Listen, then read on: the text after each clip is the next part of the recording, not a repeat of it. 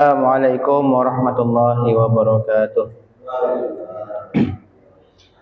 Innal hamdalillah nahmaduhu wa nasta'inuhu wa nastaghfiruh wa na'udzu billahi min shururi anfusina wa min sayyiati a'malina. Man yahdihillahu fala mudilla lahu wa may yudlil fala hadiya lahu.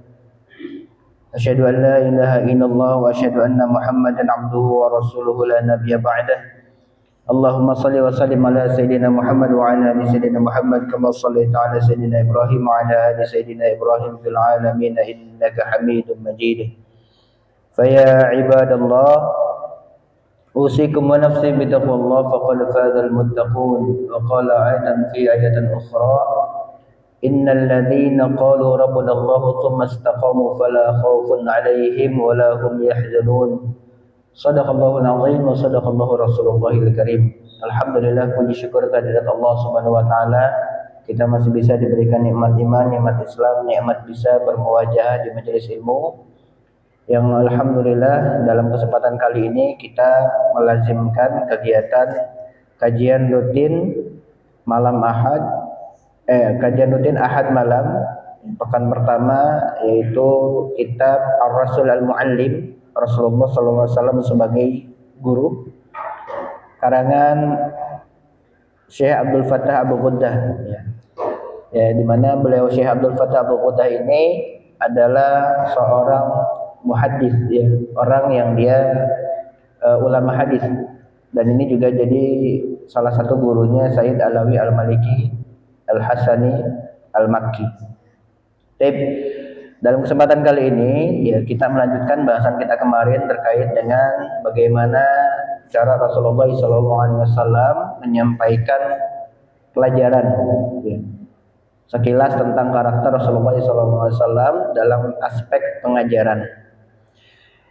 Nah, di sini di hadis yang ke-11 Imam At-Tirmidzi meriwayatkan dalam Asyama'ilnya juga dari Hasan bin Ali, beliau berkata, Al-Husain bin Ali berkata, aku pernah bertanya kepada ayahku Ali bin Abi Thalib tentang tingkah laku Nabi Shallallahu Alaihi Wasallam di antara teman duduk beliau.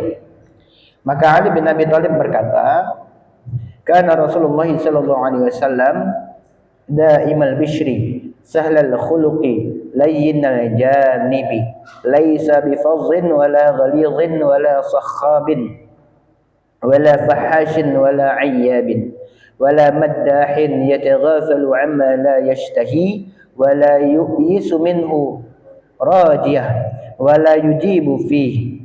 Qad taraka nafsahu min thalathin, al-mira'i wal iktsari wa ma la ya'ni. Wa taraka an-nas min thalathin, kana la yadhummu ahadan wa la ya'ibuhu wa la yatlubu 'awratahu. ولا يتكلم إلا فيما رجا ثوابه وإذا تكلم أطرق جلساؤه كأنما على رؤوسهم الطير فإذا سكت تكلموا لا يتنازعون عنده الحديث من تكلم عنده أنصتوا له حتى يفرغ حديثهم عنده حديث أولهم yadhaku mimma yadhakuna minhu wa yata'ajjabu mimma yata'ajjabuna minhu wa yasbiru lil gharibi 'ala al jafwati fi mantiqihi wa mas'alatihi hatta in kana ashabuhu la yastajlibunahum wa yaqulu idza ra'aytum taliba hajatin yatlubuha fa arfidu wa la yaqbalu sanaa illa min mukafiin wa la yaqta'u ala ahadin hadithahu hatta yajura fa yaqta'uhu bi nahyin aw qiyamin. Nah, alhamdulillah dikatakan oleh Sayyidina Ali bin Abi Thalib terkait bagaimana Rasulullah SAW duduk di antara para teman-temannya. Apa yang ditambahkan beliau? Yang pertama, daimal bishri. Beliau itu selalu dalam keadaan bishri, dalam keadaan ceria, sehingga orang nggak tahu Rasul ini lagi susah atau sedih. Jadi nggak pernah kelihatan susah. Saking tidak pernah kelihatan susahnya, maka sampai kemudian dikatakan daimal bishri. Kalau daimal berarti daiman itu selalu. Ya. Jadi daiman itu artinya selalu. Kalau selalu berarti tidak pernah Rasulullah itu dalam keadaan tidak ceria pada saat menemui teman-temannya. Kemudian yang kedua apa? Sahlal khuluqi. Beliau juga mudah bergaul. Sahlal khuluqi. Ya. Jadi dengan akhlak yang baiknya itu menjadikan orang-orang itu kemudian nyaman bergaul sama Nabi. Kemudian yang selanjutnya apa? Layyinal janibi. Beliau itu lembut, ya. Melayani orang di sekelilingnya dengan lembut. Layyinun itu lembut, ramah, dalam artian ramahnya masih dalam tahap yang wajar, tidak berlebihan ramahnya sampai kemudian mengatakan hal-hal yang tidak ada pada orang tersebut, ya. Kemudian laisa bifadhin wala ghalidhin wala sakhabin wala fahashin wala ayabin. Kemudian dikatakan juga beliau ini bukan orang yang kasar perkataannya, bukan orang yang kasar perangainya, bukan orang yang suka menjerit atau berteriak, dan bukan orang yang suka berbuat keji. Jadi beliau ini kalau ngomong itu lembut tapi masih dalam batas sampai orang itu bisa mendengar dan memahami. Tidak pernah berteriak sama orang, tidak memanggil teman-temannya dengan cara teriak. Jadi kalau temannya dari jauh itu nggak pernah Rasulullah teriak, karena temannya pasti melihat Nabi gitu, ya. Ya ini resiko jadi orang populer. Kalau kita memposisikan diri seperti Nabi gitu, ya, menjadi orang populer, dikenal dimanapun, orang nyaman bergaul sama beliau, maka tidak perlu teriak, orang nyamperin sendiri. Ya kalau kita kan enggak, ya. Ada teman kita dari jauh saking rindunya akhirnya nggak pernah ketemu, udah 10 tahun misalkan nggak ketemu. 10 tahun nggak ketemu, temannya kelihatan dari jauh. Khawatir dia nggak ngelihat kita teriak. Boleh nggak nih? Boleh aja, nggak masalah. Tapi teriak ke temannya, ya. Dia teriak dalam artian memanggil, bukan menghardik atau menghina. Ya kemudian dikatakan lagi wala maddahin yataghafalu amma la yashtahi, ya. Beliau tidak pernah memuji orang, ya. Wala maddahin yataghafalu amma la yashtahi. Beliau itu enggak pernah memuji secara berlebihan, ya. Sehingga mengatakan sesuatu yang enggak ada sama orang itu. Nah, kalau misalkan ada orang muji kita dengan sesuatu yang enggak ada pada kita, itu sebetulnya kita mesti hati-hati. Karena bisa jadi pujian itu pujian yang bisa menjatuhkan.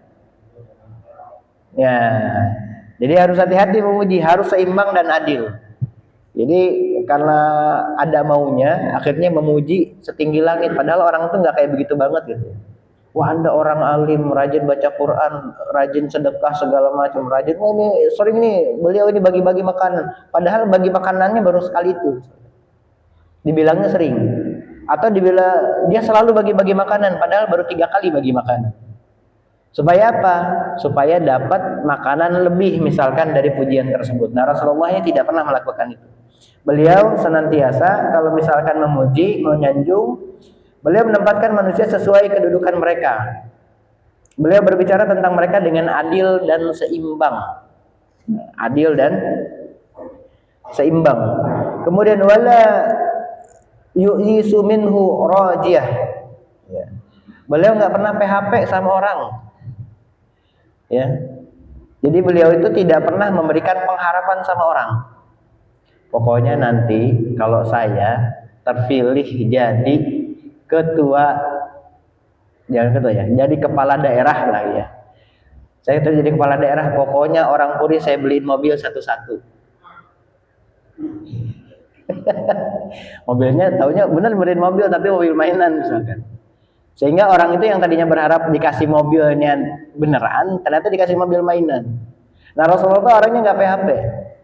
Inilah kenapa para sahabat itu ketika Rasulullah bicara sesuatu tentang sebuah cita-cita, tentang sebuah tujuan, mereka langsung percaya karena tahu Rasulullah ini bukan orang yang yu'isu minhu rajiyah, bukan orang yang dia selalu PHP gitu ya. Kemudian apalagi wala yujibu fi, apalagi sampai mengecewakan mereka. Qad tarakan nafsahu min thalathin. Kemudian Rasulullah itu menghindarkan dirinya dari 3 perkara. Yang pertama al-mira'i, debat. Yang kedua wal iksari, banyak bicara, wa ma la ya'ni, yang enggak ada manfaatnya. Ya. Jadi beliau itu menghindari hal-hal yang hal-hal yang hal yang tidak beliau sukai dari diri itu debat. Bedakan debat dengan diskusi ya. Ini kadang-kadang dalil ini dipakai untuk menghindari diskusi. Misalkan diskusi itu saling mendatangkan data akurat. Misalkan si A dengan si B, si A dituduh sama si B. Maka dalam hukum fikih dan hadis Nabi itu dikatakan al-bayyinu 'alal mudda'i. Maka yang menuduh ini harus datangkan bukti. Maka ini bukan perdebatan, tapi diskusi secara ilmiah terhadap tuduhan yang disangkakan kepada si A tadi. Maka si B ini harus mendatangkan bukti. Kenapa dia nuduh si A? A, kamu habis berzina ya kemarin. Saya nggak berzina. Kalau memang saya berzina, tolong datangkan buktinya. Nah, yang mendatangkan bukti ini adalah yang menuduh zina, bukan yang dituduh zina. Seringkali di zaman kita, zaman sekarang, yang dituduh disuruh datangin bukti. Padahal dalam perkara ini, tuduhan dan menuduh itu yang menuduh ini yang datangkan bukti. Dia khawatirkan kalau yang dituduh yang disuruh datangkan bukti akan ada yang namanya khadaf. Ya, khadaf itu menuduh tanpa dasar. Dan kalau menuduh tanpa dasar akhirnya mendatangkan fitnah yang baru, namanya apa? Hadisul ifki, berita palsu. Dibuatlah berita-berita yang lain. Jadi misalkan si A itu dituduh zina, akhirnya si A, enggak nih, saya di tanggal sekian, jam sekian saya tidak ada di situ. Bikin alibi lah. Maka yang B akan mendatangkan berita palsu untuk memperkuat argumennya bahwa si A ini benaran zina. Maka dalam Islam yang menuduhlah yang harus mendatangkan bukti. Ketika yang menuduh tidak dapat mendatangkan bukti, maka tuduhannya tidak bisa dijadikan landasan untuk bisa menjadikan si A ini tersangka. Ya.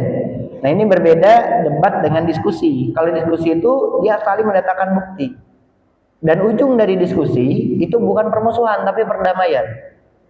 Sementara kalau debat itu ujungnya pasti permusuhan. Contoh debat itu misalkan begini.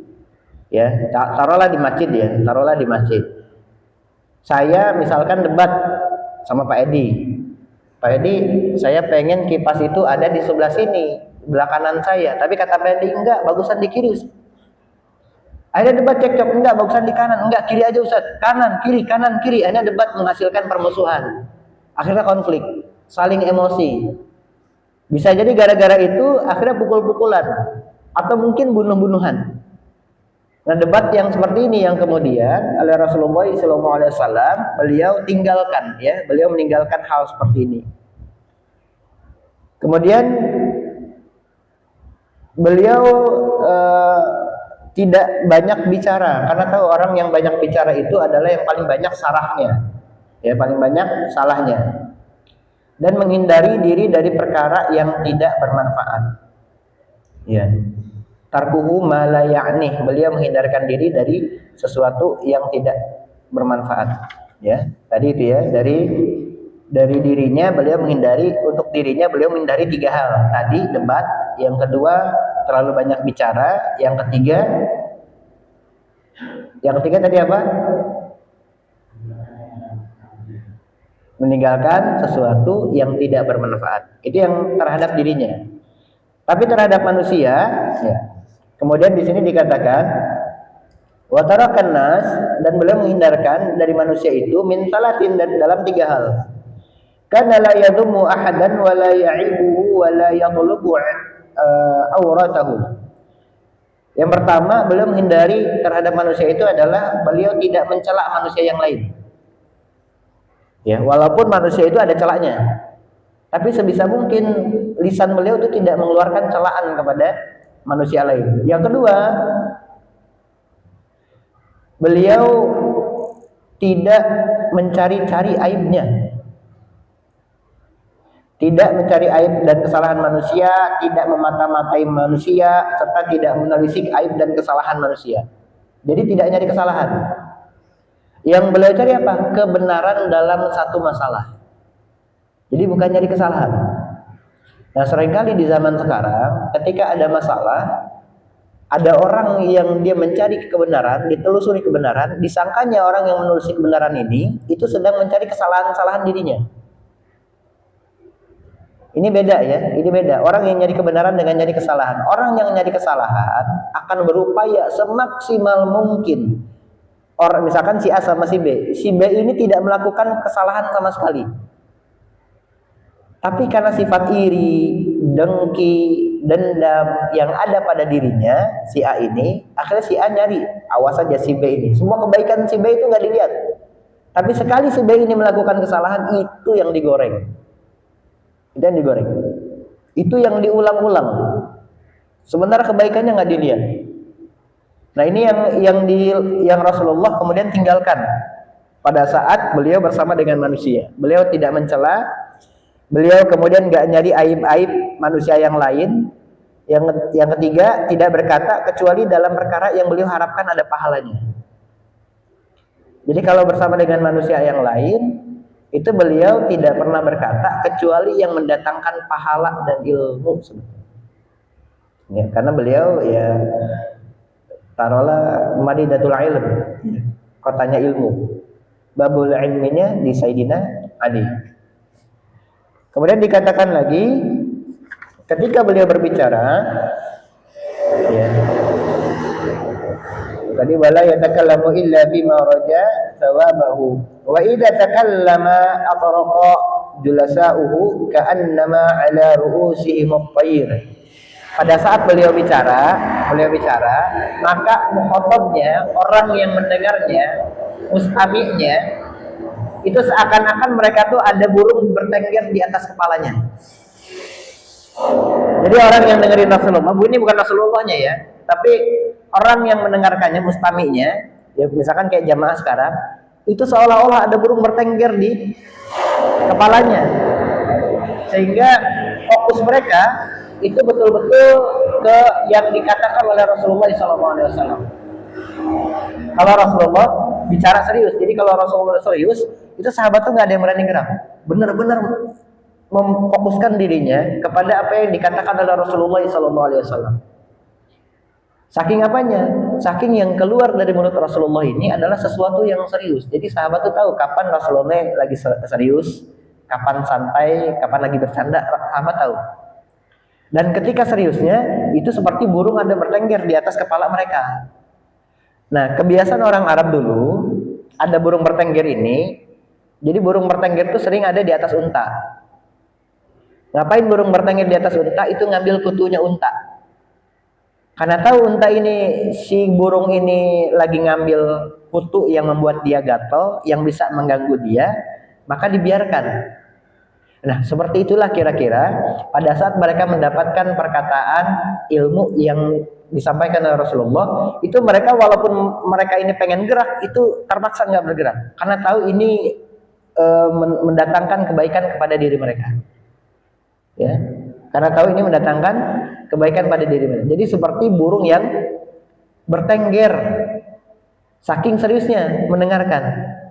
Nah, jadi kalau kita berada dalam satu majelis ilmu, kita lihat ada ulama, di situ ada majelis, ada kiai ini, ada ulama ini, syekh ini gitu ya. Itu jamaahnya ribuan tapi nggak ada yang ngomong pada saat si syekh ini ngomong. Nah, berarti semuanya itu sudah fokus betul-betul ingin mendapatkan faedah dari orang yang bicara. Ini kalau Rasulullah lagi serius, nggak ada yang ngomong sama sekali. Jadi ketika Rasulullah sudah serius kemudian bicara satu ilmu, itu nggak ada yang berani ngomong sama sekali, seolah-olah ada burung bertengger di atas kepalanya. Ya, seperti ru'usihimut thair. Jadi di kepalanya tuh ada burung. Faida sakata takallamu. Ketika Rasulullah diam, baru mereka bicara. Baru berani bicara. Siapa yang berani bicara pertama? La yatanaza'una indahul hadis, ya. Nah, la yatanazza'una 'indahul hadits. Jadi ketika ada yang berbicara kepada beliau, maka mereka semua diam mendengarkannya sampai orang itu selesai berbicara. Yang berbicara di antara mereka kepada beliau adalah orang yang pertama kali berbicara. Jadi misalkan begini, dalam satu majelis ilmu, ya ketika disampaikan ini misalkan Rasul dalam satu majelis ilmu, Rasul sudah nyampaikan, kemudian diam. Ada yang bertanya satu orang, maka yang bertanya ini, yang pertama kali bertanya ini, dia mewakili untuk seluruhnya dari awal sampai akhir. Sehingga kalau ada yang mau bertanya, itu lewat orang ini gitu. Tetap lewat orang ini. Misalkan Pak Yasin nih nanya pertama, maka yang lain kalau ada yang mau bertanya itu lewat Pak Yasin. Pak Yasin, tolong saya juga punya pertanyaan, silahkan tanya. Nah kaidahnya begitu dulu itu. Kenapa? Karena ini adab di dalam majelis ilmu ternyata. Jadi sampai kemudian Rasulullah ini, siapa yang berbicara pertama kali di antara mereka, maka dialah yang berbicara sampai dia selesai keperluannya. Meskipun dia orang yang paling jauh posisinya dari beliau. Kemudian setelah itu baru orang berikutnya yang berbicara setelah dipersilahkan. Ya, jadi udah selesai, jadi kalau ada meniti pertanyaan dia belum selesai, titip ke situ dulu. Tapi kalau udah selesai semua dijawab, udah. Nah baru ada lagi yang bertanya, selesai. Dan semuanya mengikuti apa yang diarahkan oleh Rasulullah SAW. Semuanya ngikutin. Man takallama indahu ansatuhu lahu hatta yafrudha. Ya. Hadithuhum indahu hadithu awwalihim. Jadi orang yang bicara adalah orang yang pertama kali ya berbicara. Yadhaku mimma yadhakuna minhu. Rasulullah itu tertawa dengan apa yang membuat mereka tertawa. Jadi Rasulullah itu nggak kaku-kaku banget. Jadi di majelis ilmu Rasulullah nggak kaku banget. Jadi ketika ada yang bercanda, beliau juga bercanda. Ketika Rasulullah pernah nggak bermajelis ilmu kemudian bercanda? Iya pernah. Dalam kitab Syama'il Muhammadiyah itu dikatakan tuh Rasulullah pernah bercanda ketika ada seorang nenek tua yang tanya, ya Rasulullah di surga itu saya masuk surga nggak? Enggak nenek nggak akan masuk surga. Nenek tidak akan masuk surga. Nah itu bingung kan? Akhirnya neneknya pulang nangis, balik badan langsung nangis. Mana nenek tadi kata Rasulullah? Pulang nangis. Kenapa? Karena dibilangnya nggak masuk surga. Panggil nenek lagi sini. Panggil lagi. Nenek kenapa? Ya soalnya kata engkau saya tidak masuk surga. Ya nek. Karena di surga itu memang tidak ada nenek-nenek. Semuanya kembali muda. Semuanya kembali muda. Atau pernah satu kali ada tamu ke Rasulullah SAW. Dia mau belajar tentang Islam. Mau belajar tentang Islam. Akhirnya apa? Pas mau pulang nggak punya unta buat pulang. Kau pulang sini ya Pak, jalan kaki. Udah nanti saya kasih unta. Saya kasih anak unta. Dia langsung berpikir kan, kasih anak unta, sementara badan saya besar gini. Anak unta dia bayangin dia kecil. Gimana caranya? Rasulullah bercanda apa gimana ya? Serius tapi nih, mukanya serius. Dan Rasulullah serius gitu. Bercandanya serius. Akhirnya dikeluarin, mana anak untanya? Suruh ambil. Nah unta yang ini kata Rasulullah. Diambil ternyata unta dewasa. Ya Rasulullah kata engkau anak unta. Walaupun dia sudah dewasa, dia kan tetap punya orang tua. Berarti statusnya tetap anak. Ya kita ini anak-anak kan, buat orang tua kita. Ya bilang, wah ini kita ini balita umur 39. ya tetap anak di hadapan orang tua kita. Jadi kalau dikatakan, Bapak masih anak-anak nggak? Masih anak-anak di hadapan orang tua ya. Jadi candanya Rasulullah itu adalah bercanda yang serius ya. Canda yang kemudian tidak membuat orang lain tersinggung. Wa yata'ajjabu mimma yata'ajjabuna minhu. Kemudian apabila beliau takjub terhadap sesuatu ya, dan ikut takjub dengan sesuatu yang membuat mereka takjub ya. Jadi kalau ada yang cerita tentang, ya Rasulullah kemarin saya begini-gini, ya beliau ikut takjub. Walaupun barangkali takjubnya beliau itu ada yang lebih takjub kalau beliau cerita. Tapi karena menghargai si orang yang bercerita, maka beliau ikut takjub.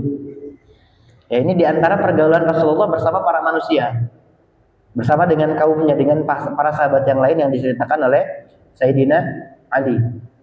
Wa yasbiru lil gharibi 'ala al-jafwati fi mantiqihi wa mas'alatihi. Dan kemudian beliau bersabar terhadap orang asing atas sikap kasarnya, baik dalam perkataan maupun pertanyaannya. Nah, ini beliau bersabar terhadap perkataan, ucapan, dan pertanyaan yang kasar. Perkataan kasar biasanya berasal dari orang-orang Badui. Kalau dalam bahasa Arab itu Badawi. Di bukunya Dr. Yusuf Al-Aish, ya, Dr. Yusuf Al-Aish, itu dalam bukunya yang berjudul Dinasti Umayyah. Situ dijelaskan orang Badawi itu orang yang tinggal di belakang kampung, di belakang kota, di belakang Madinah. Yang orang kampung ini itu nggak tahu etika. Kalau yang dekat sama Nabi, orang Madinah itu manggil Nabi itu ya Rasulullah, nggak manggil nama. Tapi orang Badawi itu manggil nama, ya Muhammad. Nah, kalau udah manggilnya ya Muhammad, udah dipastikan orang ini orang Badawi. Ya sampai pernah Rasulullah lagi khutbah, jadi kita tadi udah pelatihan khutbah ya. Ketika khutbah itu kan dia cuma nggak ada komunikasi ya, nggak ada komunikasi dua arah. Komunikasinya satu arah dari khutbah ke mukhatab, dari khatib ke mukhatab, khutbahnya.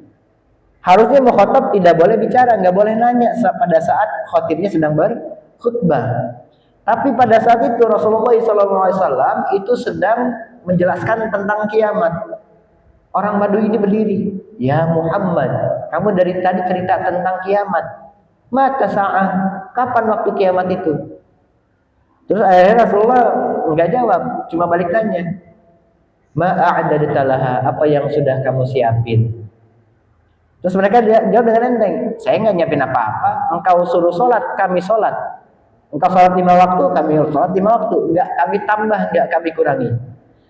Engkau suruh puasa, kami puasa, nggak kami tambah. Yang fardu kami kerjakan. Pokoknya yang sunnah-sunnah nggak kami kerjakan, karena engkau suruhnya yang fardu aja.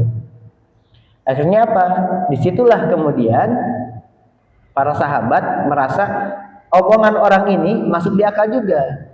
Karena para sahabat yang lain ketika cerita kiamat pada nangis semua. Kiamat tuh nanti akan datang begini-gini, udah deket begini-gini. Dia dong yang nanya pertanyaan cerdas. Ini dari tadi cerita kiamat, tapi kita nggak dikasih tahu kapan kiamat tepatnya, kapan waktunya. Akhirnya kata Rasulullah, kamu akan dibangkitkan bersama dengan orang yang kamu cintai. Ya, kita akan dibangkitkan bersama dengan orang yang kita cintai. Itu orang Badui itu karena sebelumnya bilang setelah pokoknya kami melaksanakan yang fardu-fardu aja. Tapi satu ya Muhammad bedanya. Saya bersumpah, saya demi Allah saya ini mencintai engkau. Nah, akhirnya turunlah hadis itu yang kemudian jadi hadis mutawatir karena didengar oleh para sahabat yang lain. Ya. Maka kamu akan dibandingkan bersama dengan orang yang kamu cintai, ya. Maka kalau kita bicara Rasulullah SAW, insya Allah kita dibangkitkan bersama dengan Rasulullah SAW. Nah, kemudian terkait pertanyaan, dulu para sahabat itu bertanya apapun, nggak ada batasan, pokoknya semua ditanyain, mau yang vulgar, mau yang nggak jelas pertanyaannya ditanyain semua, tanya semua, sampai turun ayat Al-Maidah ayat 101 yang bunyinya ya ayyuhalladzina amanu la tas'alu an asya' in tubdalakum tasu'hum. Wahai orang-orang yang beriman, la tas'alu, jangan kamu tanyakan an asya' segala sesuatu. In tubdalakum, yang nanti pada saat kamu tanyakan tasu'kum, itu akan nyusahin kamu. Akhirnya sahabat berhenti bertanya pertanyaan nggak penting. Dan mereka bingung akhirnya, karena saking seringnya mereka tanya pertanyaan yang nggak jelas mau yang jelas mau ditanya, mereka jadi bingung membedakan mana pertanyaan yang penting dan pertanyaan tidak penting. Dan orang yang mengajarkan mereka ternyata siapa? Orang Badui tadi. Dengan bagaimana cara orang Badui ini bertanya, kemudian yang ditanyakannya, cara jawabnya, cara kemudian gesturnya kayak gimana. Akhirnya para sahabat merasa bahwa beruntung kita ada orang Badui ini yang dia cerdas dalam bertanya. Akhirnya diikuti cara-cara orang Badui itu dan tahu, oh ternyata kita itu nggak boleh nggak boleh terlalu banyak bertanya. Khawatir kita ini bingung mana sebetulnya pertanyaan yang penting dan yang nggak penting. Akhirnya apa? Contoh kayak sekarang itu ada pertanyaan, kalau Allah itu adalah Tuhan yang Maha Kuasa, Allah bisa bikin Tuhan nggak? Kalau Allah adalah Maha Kuasa, Allah berkuasa nggak bikin Tuhan? Kalau Allah bisa bikin Tuhan, maka Tuhan bikinannya ini tetap Tuhan atau jadi ciptaan? Dia khalik atau makhluk? Itu kan pertanyaan tidak penting. Berawal dari merasa ini kan cuma pertanyaan. Akhirnya adalah ilmu mantik, ya disusunlah yang namanya ilmu tentang logika. Bahwa pertanyaan yang salah akan memunculkan jawaban yang salah. Dan Rasulullah itu akhirnya tidak menjawab semua pertanyaan, termasuk kapan hari kiamat itu terjadi. Beliau nggak jawab pertanyaannya, tapi bertanya balik, ma'adadatalah, lalu apa yang udah kamu siapin? Ya, nah ini penting kita bertanya sesuatu yang penting supaya jawabannya itu menjadi jelas, orang yang mendengarkan nggak bingung. Nanti kita dosa juga ketika kita bertanya ternyata jawabannya bikin bingung semua orang. Maka ini akan jadi pertanyaan yang nggak jelas, yang justru bisa menyesatkan. Ya, ini yang berbahaya. Kemudian apalagi beliau itu bahkan jika para sahabat beliau mendatangkan orang-orang seperti itu, maka beliau akan bersabda, jika kalian melihat ada orang membutuhkan sesuatu, kalian bantu dia. Ya. Artinya rafadahu wa arfadahu, kata Rasulullah. Rafadahu wa arfadahu. Tolonglah atau berilah. Tolong atau beri. Kalau ada yang minta tolong, bantu, berikan bantuan. Tolong dan berikan bantuan. Selama itu adalah hal yang kita bisa. Selama hal yang kita bisa. Misalkan kalau tanya ke saya, Ustaz bisa nggak bantu benerin genteng saya? Oh, saya angkat tangan. Karena bukan tupoksi saya nggak bisa tuh benerin genteng. Apalagi benerin kelistrikan yang rumit segala macam. Udah ada orang yang ahlinya, maka diserahkan pada ahlinya. Ya, jadi kita arahkan, bantunya dengan cara mengarahkan kepada ahlinya. Beliau tidak menerima sanjungan kecuali sanjungan yang pantas, artinya cuma ada di beliau doang. Beliau tidak memotong pembicaraan seseorang sampai dia menyimpang. Jadi kalau ada orang bicara, itu kita biarkan sampai kemudian ada penyimpangan yang kita tahu, itu kita cut. Itu boleh dipotong. Ya, itu boleh dipotong. Misalkan ada orang berkata, ya ini Jumatan itu kan cuma dua rakaat harusnya, tapi ada riwayat yang bilang Jumatan itu 3 rakaat. Nah ini kan udah sesat tuh. Itu boleh kita cut. Tunggu dulu sebentar, Anda tadi bilang itu 3 rakaat. Itu dalilnya dari mana? Siapa yang membawa dasar itu? Ulama mana yang mengatakan sholat Jumat 3 rakaat? Terus dikatakan oleh ulama ini, wah itu Syiah. Akhirnya timbul diskusi, bukan debat. Nah, harus timbul diskusi. Nah, maka beliau akan memotong pembicaraannya dengan melarangnya atau bangkit berdiri. Ditinggalkan maksudnya ya. Atau bangkit berdiri. Beliau meninggalkan orang-orang itu. Jadi Rasulullah juga begini. Makanya ini adalah salah satu riwayat yang mengungkap bagaimana kondisinya Rasulullah ketika beliau bersama dengan kawan-kawannya, bersama dengan sahabat-sahabatnya, bersama dengan murid-muridnya. Maka sesekali kalau kita ini adalah seorang guru, contoh hal ini bisa dijadikan contoh untuk apa sebetulnya? Untuk membangun kedekatan dan chemistry kita terhadap murid kita. Mengetahui bagaimana karakter setiap murid. Dengan tetap tahu batas, ketika muridnya sudah ngomong asal, ngomongnya sudah nggak bagus, kita boleh motong. Atau menggunakan kata-kata kasar yang kita nggak ngajarkan itu gitu. Itu boleh kita potong. Kemudian membenarkan, memperbaiki, atau misalkan udah diperbaiki masih nggak ada juga, kita bangkit dari situ. Supaya tahu murid-murid kita bahwa kita dalam kondisi marah. Dengan cara pergi dari situ. Nggak harus teriak. Tidak harus teriak. Nah inilah salah satu bagian yang mudah-mudahan Allah Subhanahu wa taala berikan kemudahan bagi kita semua untuk bisa membersamai murid-murid kita, keturunan kita, anak-anak kita menjadi teladan yang lebih baik lagi, dan tentunya ini bisa bermanfaat pada saat kita bergaul dengan manusia yang lain. Hadanallahu wa iyyakum ajma'in. Allahu wafiq ila aqwamit thariq. Wassalamualaikum warahmatullahi wabarakatuh.